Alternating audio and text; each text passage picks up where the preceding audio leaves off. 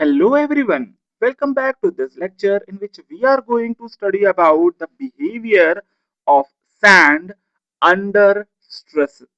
So how a sand behaves, how its shear strength is imparted. So we already know that sand is a non-plastic soil.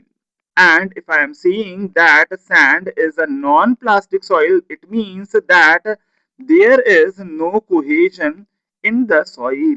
And if there is no cohesion, then the only factor that you can consider here is the friction. But that is not completely true. A sand have shear strength because of two factors. The first factor is friction, whereas the another factor can be the interlocking. What is interlocking? That is the resistance to the relative movement because of the shape and locking of the sand particles with respect to each other. If a sand is packed closely, then its grains will be interlocked with each other, and hence it will be difficult for us to move those solids easily with respect to each other. So that interlocking is actually because of the packing of the soil solids. And yes, we can say that dense sand have more interlocking as compared to the loose sand. What is interlocking? If you want to check it practically, you can simply lock your hands with each other, just with your fingers of the hand. And now try to move your hands apart with respect to each other. Obviously, as your fingers are interlocked with each other of the two hands, then your hand will not be able to move easily or get separated easily. But if you increase the force to separate your hands, what will happen?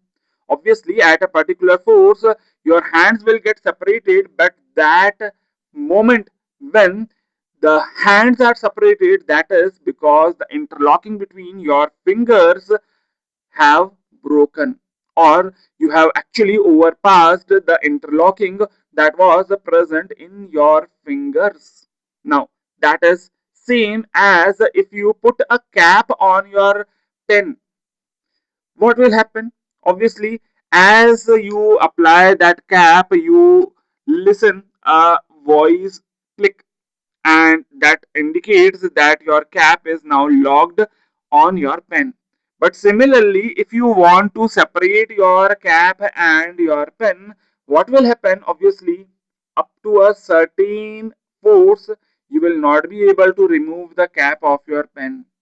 But yes, at a particular force, you will see that the interlocking or the locking of your cap and pen will get overcome, and hence further you will apply the force, your cap will easily move with respect to your pen. So that is again interlocking. So similar interlocking is actually observed even in the sand particles.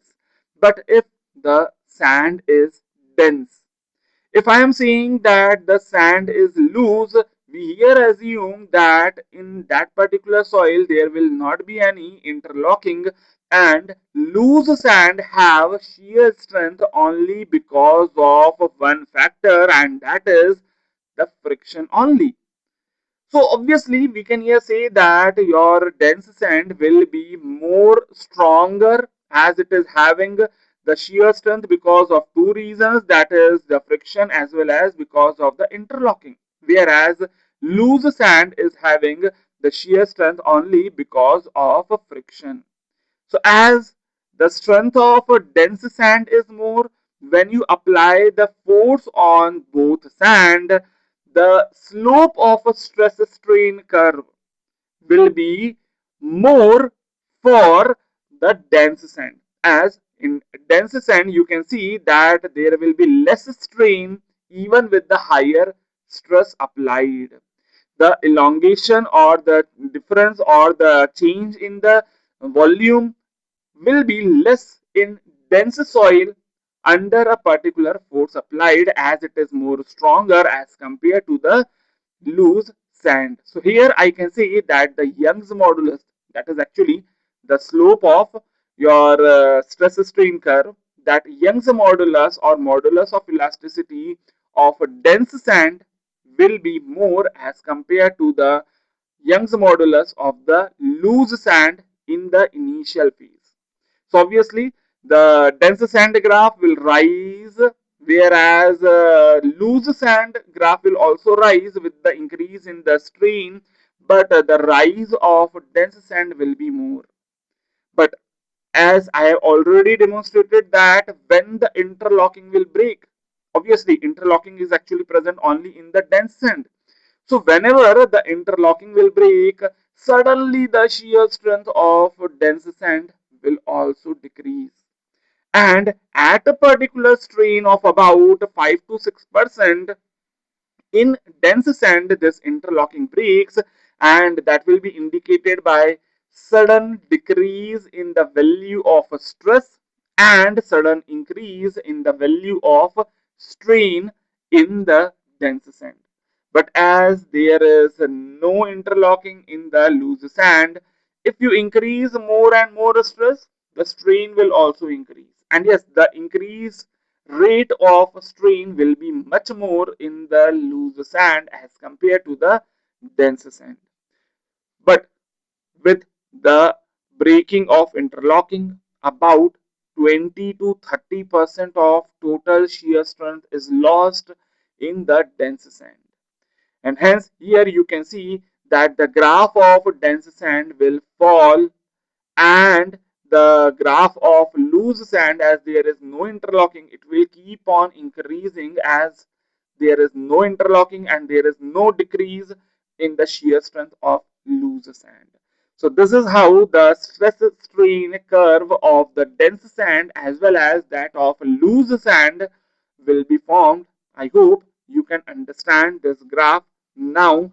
And yes, you can also remember here that the loose sand does not fail suddenly, but we here assume that the loose sand fails at a strain of about 20 to 25%, whereas the dense sand was failed at a much lower strain value. Now, let us talk more about both these dense sand and loose sand about their volume. Now, as you want to talk about the volume changes in the dense and loose sand, I first of all want you to visualize the sand play. Obviously, I assume that before becoming an engineer or coming into the graduation, in your childhood, you might have played in the sand also. And when you have played with the sand stack that was used for the construction in some neighborhood, you might have seen that you were playing with the sand and making some caves, some mountains in the sand. And that sand was a loose sand. More you jump on that particular sand as a kid, obviously that sand was more getting compacted. That means if we are talking about a loose sand that was present at the stack of a construction site, you have jumped more, so that that sand is also getting more compressed. That means for a loose sand, with the increase in the stress value, you will see that the volume will keep on decreasing if that is a loose sand. But now you might have also come across the lumps of sand, especially that was present at the bottom. If you see that lump, you can simply place that lump on your hand and its shape will not change. That lump of sand, which was somewhat bounded with each other, that lump of sand was nothing but that was a dense sand that was having a higher shear strength to maintain its shape because of the interlocking. You might have placed that lump of sand in your hand, and if you press that lump, what will happen? as you increase the force at a certain moment, that lump of sand gets spreaded up. All the particles of sand get broken and the lump get separated into the individual sand particles, and that is because of the breaking of interlocking, which have increased the volume of sand also. So if we are talking about the dense sand, whenever the interlocking breaks, the volume of sand will increase. But before the breaking of interlocking, as we increase the stress value, the volume has decreased. But that decrease was not as much as the increase in volume after the breaking of the interlocking. So if we are plotting the graph between the volumetric change with the value of stress, then what we here see that the volume of dense sand initially decrease, but then it increases as the interlocking breaks. Whereas the volume of loose sand keeps on decreasing as we increase the value of stress. Similarly, if we talk about the void ratio, if I ask you that what will be the comparison of initial void ratio of dense and loose sand, obviously you will say that initial void ratio of the loose sand will be more, as it is loose, its void ratio will be more as compared to the dense sand. But if you increase the value of stress, then as the loose sand is getting compressed, its void ratio will also keep on decreasing. So hence, you can see that the graph of loose sand will keep on decreasing starting from a bigger void ratio. Whereas if we talk about the dense sand, what will happen? In the dense sand, you will see that initially with the increase in the stress, you will see that there will be somewhat decrease in the volume, and that is because of the decrease in void ratio. But as interlocking breaks, you know the volume of dense sand increases, and hence even the void ratio will increase. If you extend both of these curves, what you see here, that both of these curves get extended to reach a particular common level or common void ratio. That particular void ratio, when both graphs meet each other, that void ratio is termed as a critical void ratio. So what I can say here, that if the present void ratio of a sand is more than the critical void ratio, then the sand is loose sand. And if E is more than ECR, that is critical void ratio, then the soil is a loose sand, and with the increase in the stress, volume decreases for such a soil.